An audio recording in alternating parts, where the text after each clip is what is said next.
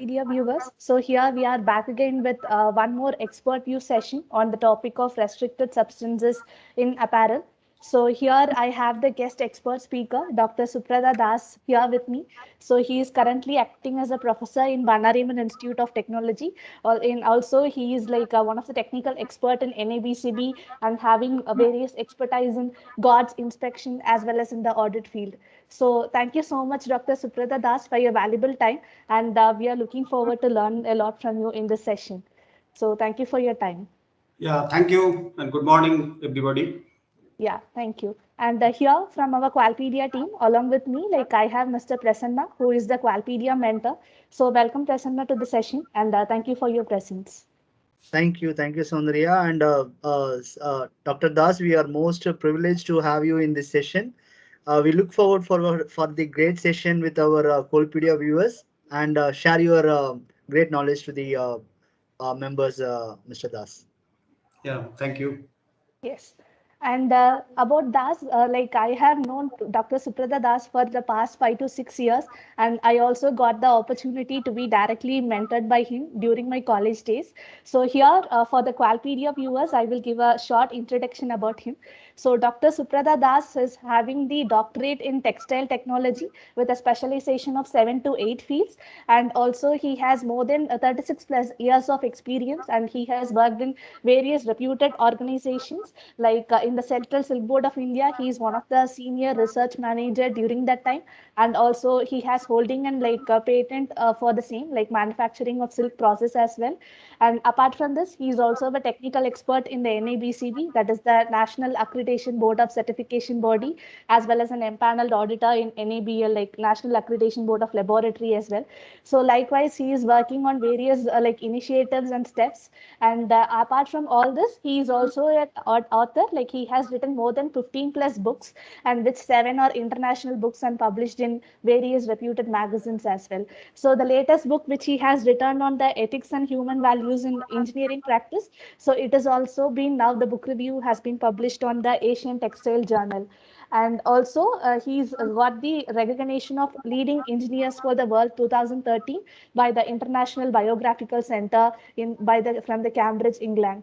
So this is the short brief. There are a lot of other things which Dr. Suprata Das is also like doing on, which will like I can share for a few more minutes as well. But this is the just short one which we are sharing. So we are so much privileged to have you here, sir. Thank you so much once again. Yeah, welcome and Yes. great And introduction given by you. yeah, thank you so much, sir.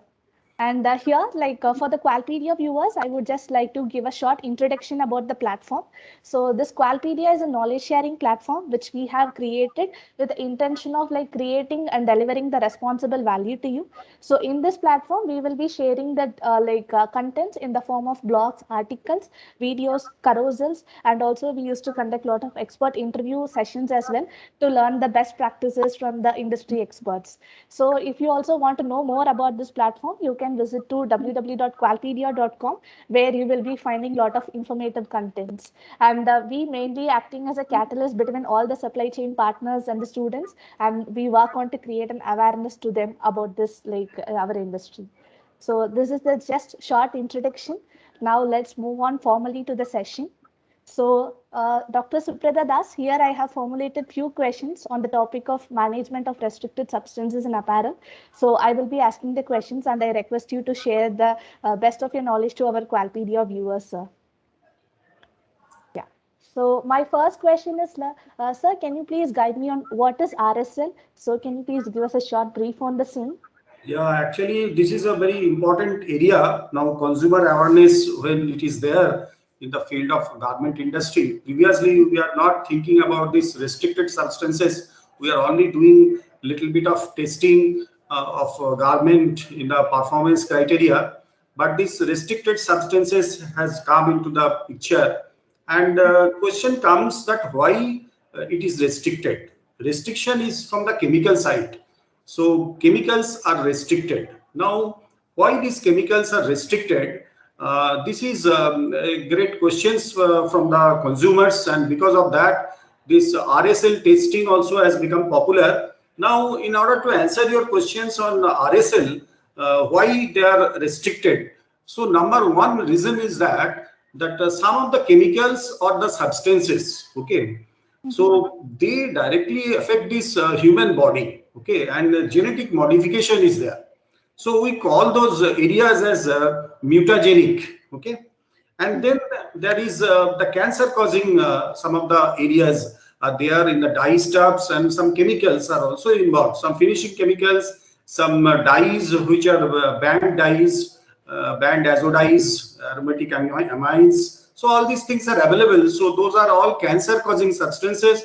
So those are also under the this restricted substances, and we call that category as a carcinogenic. So the third category is that when the reproductive system of human body is getting affected. Okay. So those chemicals or substances which performs that function in the human body, it is a negative performance. So we call those substances as reprotoxic. Then another category of chemicals which are there, that is not biodegradable at all. Okay, if we throw out those like a shirt we are wearing with some plastisol prints, okay, so phthalate is there, so it is not easily biodegradable. So we call it as a persistent to the nature. So that is also one of category by which a substance or chemical become restricted. And then finally comes the when we take some substances and inside the animal body it goes, so fat tissues are getting accumulated with that chemicals, so we call it as a bioaccumulative kind of thing. So these are different criteria which are available why a substance becomes restricted in the garment field.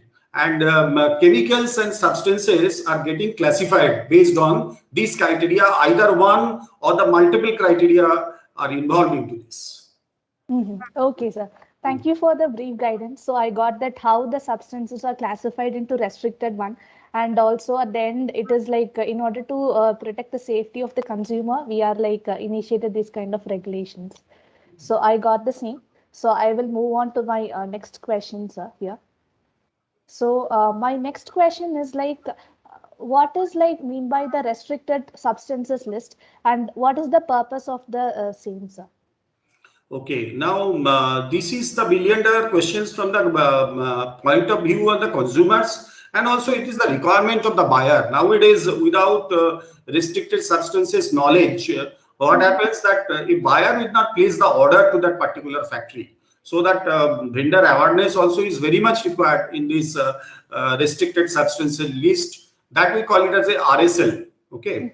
Now, this RSL, why this restriction is there? As I already mentioned to you, what are those restrictions? Now, RSL, when you are talking, this is a basically the restriction on the finished product. Okay.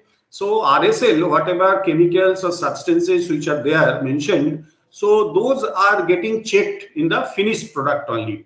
And when I'm talking about the finished product, it is not only the apparel, but also leather goods are also plastic products are also involved into this. Okay. Now, these brands, what they do normally, they give these restricted substances list actually to the factory. Okay.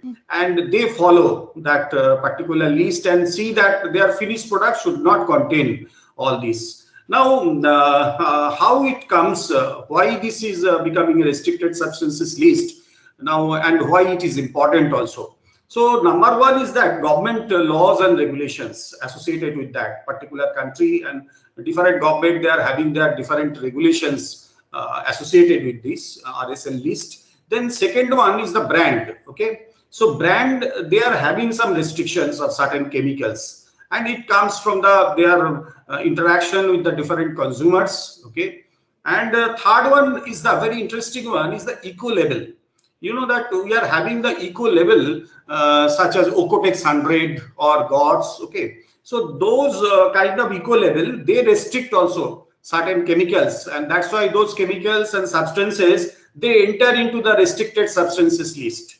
So in that fashion, a restricted substances list is coming up, and which is a very dynamic one. You know that today there is a restricted substances list. So we cannot expect that after 6 months, same restricted substances list will persist or not, because the new chemicals or new substances, those are coming in the form of chemicals, in form of some finishing agents, etc. So those are getting reviewed actually in REACH regulations, and they also impose certain chemicals, and that comprehensive dynamic list they prepare and getting upgraded over a period of time. So that's why this list, restricted substances list, is basically a list of chemicals or substances, and by which a buyer is giving the restriction to the consumer goods. Okay, so those chemicals or substances should not present, because if it is present in that particular product, then that particular product may be harmful to the particular person, consumer, or it may be harmful to the environment also. Okay, so basically that is the significance of restricted substances list. Okay. Yeah, yes, sir. So I got a fair idea now. So this RSL, that restricted substances, it is created in order to reduce the use of hazardous or chemical substances in the consumer good. And nowadays, like consumers' expectation on getting a safety and eco-friendly product is also rising. So hereafter, I will, because of the sharing, whichever you have guided, now the manufacturers and suppliers will also get a fair idea, and they will take care on this thing during production of consumer goods. Yeah.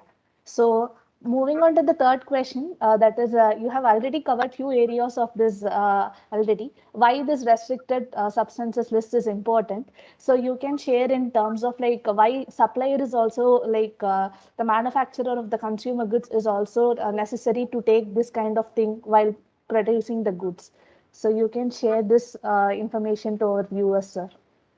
This is also, as I already mentioned, that why it is important that RSL, okay, and this is a very important tool. Basically, it is an important tool because in this century, what we are talking about the product safety, okay, product safety, and also the consumer health, okay. So also the environment. So this is the only tool available with us by which we ensure that when we follow the restricted substances list and ensure that these chemicals or substances which are not present in the finished goods, then we really ensure that the product is safe in use. Okay, so basically these restricted substances, it is important because it talks about the safety issues of a garment. Okay, so consumer when they get such kind of goods, they will be confident that yes, this my good what I am wearing today, so this is a safe goods. Okay, no harm will be there from the health point of view, or if I throw it to the environment also, there is no harm to the environment. So because basically this is a safety issues, product safety issues of a garment takes care in this RSL document. Okay, yes, sir. So it will be safe to the consumer. Yeah. Yes, just one question, Mr. Das. Adding to this, which is you said about the safety aspect, which is not going to harm to the consumers. Can you just give an example that what are all the harmfulness which can happen to that consumers? So it will be clear like what type of that harmfulness will happen. Example like skin rashes or what? Can you brief on that little?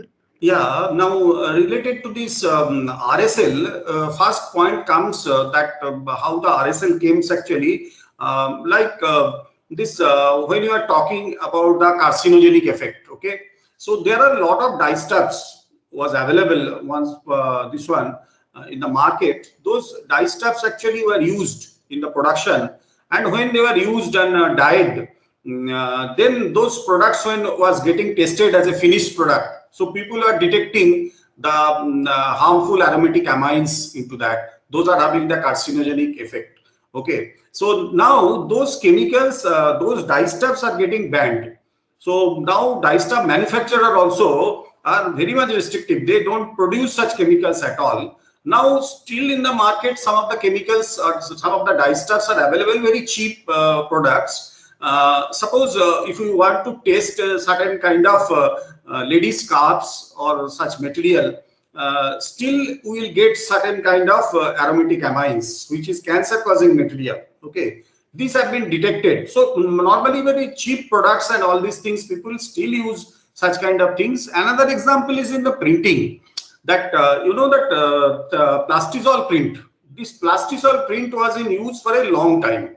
Okay, and there were certain advantages also was there, like a floppy effect was there, a lot of flexibility in touch and all these things. Okay, slippery effect was there, so people were liking this product. So that's why plastisol print was very popular. But later on, people have detected the phthalate in it. Okay, so so this kind of product. Okay, so now we cannot use the phthalate because there are restrictions, different, like a around 10 to 15 phthalates now people have detected, maybe much more is coming up. So those kind of phthalate, if it is present now, and plastisol print, definitely people cannot use, they have to see some alternative to that prints. So those are kind of restrictions actually, and similar kind of restrictions are there in the toys also. In that industry also is greatly affected by the RSL because of this content of the lead. Okay, so lead and cadmium and the nickel, those are the heavy metal categories that also comes under this purview.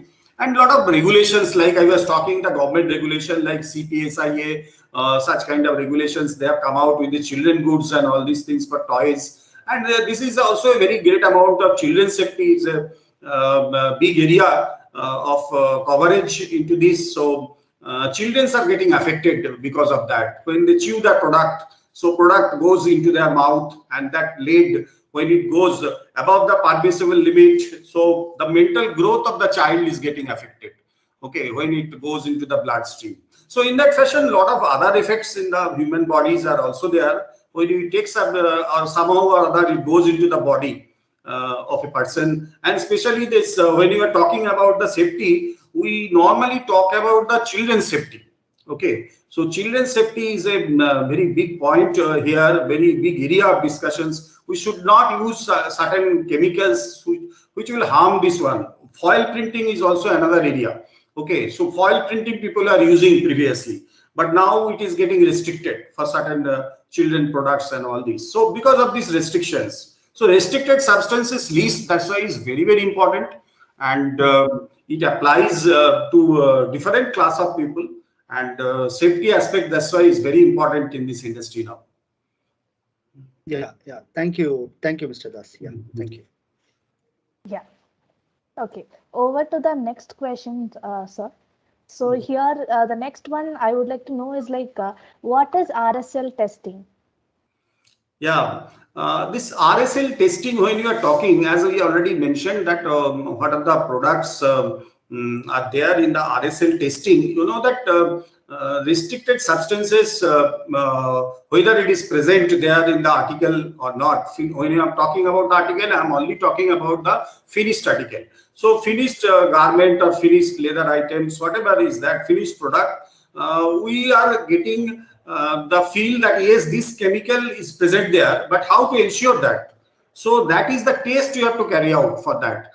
So those kind of tests are normally the analytical tests, and which are carrying out to detect that level of kind of amount of substances, restricted substances present in it by means of LCMS or GCMS or AAS. So different analytical instruments are there by which those test methods are applied, and people get the feeling, yes, these are the chemicals which are present, and whether it is present or not, in order to ensure, because buyers, they normally depend upon such tests, and they submit the garment through the vendors to third-party laboratories which are accredited under 17,025.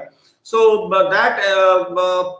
those kind of laboratories are only eligible to do such kind of testing, and without such tests, actually one cannot identify whether the finished good contains these chemicals or not. By seeing the product, we cannot get any idea until and unless we are getting the test to be done on that product. And several international standards are there which are prescribed in AATCC, ASTM or ISO, or buyer developed standards are also there in this market. So government standards are also available. So those are the tools actually normally used for testing of this RSL in the finished product. Yeah, okay, sir. I got that. So various standards are also there, and as per the buyer also, they will like customize the standards, and like the supplier needs to do the testing on the finished products, and accordingly in the any of the accredited lab. So adding to the testing itself, I have one more question, sir. So does this RSL includes any kind of performance testing? Yeah, actually, there is a lot of confusion about this in the among the vendors also, among the different consumers also. That basic difference between the performance testing and this RSL testing or chemical testing or environmental testing, people normally tells about that. Performance testing, basically, we talk about the different durability testing kind of thing of the product or the fastest properties of the product. Okay, but it doesn't take care of the RSL. Okay, RSL is basically the analytical tests. Okay, so those are the tests are done based on the availability or the presence of the product, the chemicals into the product. So those testings, those are quite different testing rather than the performance testing. And but both are required from the quality manual point of view. Normally, buyers actually what they do normally, they do a kind of quality manual, and RSL manual they make it different. Okay, some buyers they put it together. So but it is different basically. Performance testing, those things are very routine testing kind of thing, but RSL testing is a specialized testing that are to be carried out in the finished product, and to ensure that yes, no harmful chemicals or banned chemicals or substances are present in the finished product. Okay, okay, sir. I got that. The both are different one, and also what is the use of this RSL testing also I got. So moving on to the next question, sir. So in case if a supplier is complied with the RSL requirement, so is it guaranteed that the supplier's product will be accepted by the brand? So is it, or else any other thing requirement is there? Yeah, now this is again that when RSL requirements are fulfilled, okay, and whether the brand will accept the product or not, this is your question. Now, what happens? Usually, some brands actually they restrict some additional substances which are not included in the RSL sometimes, okay. So, and also they sometimes give some sort of higher restriction values, what is there in RSL. So in that case, what happens, though RSL requirements are fulfilled by testing, one can ensure, but still then buyer is not happy with the product. Okay. And also this unique thing is that of this RSL is that like a radioactive product, okay, and explosive. So such kind of products are not included in the RSL. Okay. So what buyers they do normally, they want nowadays a signed agreement kind of thing. Yes, this your product should not have restricted substances. Okay, so that's why it is a legal or safety requirement. So that is specifically listed, okay, in the company's RSL or product safety regulation manuals. So there is no guarantee that when a supplier meets all the RSL requirements, still buyer will be happy and allow them to ship the goods, because they will definitely just compare with their restrictions, with their kind of detection, okay, that limit values and all these things, whether it is crossing that limit values or not. So those things are there in the buyer's hand, and that's why this signing of the agreement kind of thing on this product safety point of view or legal point of view, those are very, very important. So it all depends upon the buyer, okay, whether they will after finishing their all testing, by seeing the result, whether they will allow them just go through it and buyer, because the factory will claim, yes, my all testing have been completed, okay, all past results I am getting, but there are certain kind of limit values are also there. So very, very important are those limit values. So buyer sees those limit values and compare and see the possibility, okay, whether this kind of limit, if it exceeds, whether there is any kind of product point of view, any safety issues are there or not. So those kind of things, it all depends upon the decision of the buyer, and also the country where it is getting exported, because some of the countries they are having higher limit values, higher restrictions are also there. So there it is getting restricted, though the all RSL testing has been completed, but still then buyer put that consignment on hold because of that reason. It has also been seen very interestingly from my practical this one testing with some of the international companies, and also from the buyer point of view, one product has been tested, and it has been cleared by one Tommy Hilfiger buyer in Europe. Okay, but when that product was tagged in China, it has not passed. Okay, China GB testing was done on the same product, but it has not been passed. Okay, because of this kind of restriction. So this is a clear example now before me that yes, if all RSL testing is getting passed also, so there is no guarantee that it will be shipped. Maybe Europe they are accepting, but China they are not accepting the same product. Okay, so that is the real tug of war going on between in this industry regarding these RSL testings and their limit values. Okay, sir, I got an idea. So even though the RSL compliance is there based on the buyer specification, the country of destination, and the limit value, so a lot of other parameters will also be involved, which the supplier needs to take care. Yeah. So thank you for the insight, sir. So I'm moving on to my last question. So can we ship the materials before we have a pass test on the RSL, sir? Is it possible, or how it will be? Typically, actually, if testing material, actually, it should not be shipped, okay, until the final product testing is getting done. What happens that this RSL testing, normally buyer wants to do at the last, okay, at the final production when it is completed, that time they want to see that how is the performance, okay. Suppose some 10% garment production is ready, then they go for this kind of RSL testing. And though that particular product was a buyer nominated product, it was tested earlier and it passed. And then that company, the factory took that material and they put it in the garment, and they are then go for the production, bulk production. Now, when the bulk production is on, then the sample is pulled from this bulk production to get the final garment testing results. So at that time, it was found, many cases it has been found that though the actual material seems to be the past material, but when it is attached to the garment, okay, it failed in the RSL testing. So there is tested material, that's why it should not be shipped as such, though it is buyer nominated. We need to test at the final product itself, okay, the final product and the product which was used as an accessory. This normally happens for the accessories like a bead sequence and all these things, products which are tied up with the garment at the later stages, okay.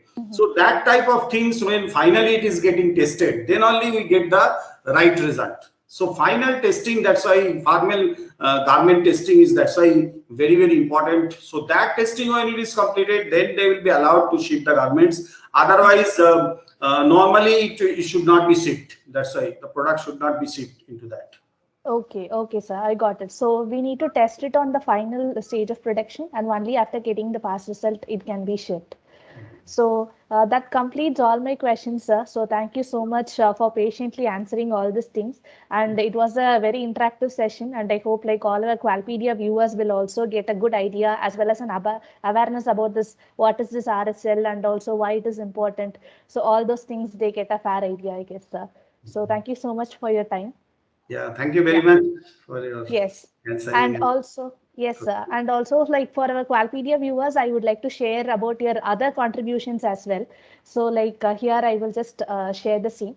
So dear viewers, like now you have listened to Dr. Das view session on the management of restricted substances. So earlier also like Dr. Subrata Das has contributed for our Qualpedia platform. So he was acting as a Qualpedia mentor come content writer. So as of now, he has published now 3 articles. One is he talked about the sustainability, like basics about the sustainability. Also, he has shared about the different 17 SDG goals. So you can check out the scene. And also regarding the second content, he has guided like how we can evaluate the spirality in the knitted fabrics and garments. And the third one related to the same topic, he has given a video like content on the management of restricted substances in apparel. So in the description box of this video, you can find all this links. So you can check out the scene where like lot of informational contents are there. So to know more about this, you can check out these links. So this is about the same, sir. And thank you so much for your contribution as well as your insights. So we are so much privileged, and all your informations, whichever you shared with us, it was very informative, and a lot of things we have newly learned from this session, sir. Yeah, thank you very much for giving me this opportunity to interact with you and say a few words on those questions. Very useful questions you have asked about this. I think it will be very much useful for the students, useful for the factory owners, useful for the vendors, and Mhm. useful for the buyers also working in this area. So thank you very much for the same. Yeah, yes, sir. Rightly said. And over to you, Prasanna. Yeah, thank you so much, sir. And it's an amazing, awesome session. And many of our viewers, they are going to get useful, and it's going to be published in for our viewers sooner. So looking forward for the further sessions like this, sir, in upcoming days. Thank you so much. Yeah, thank you very much.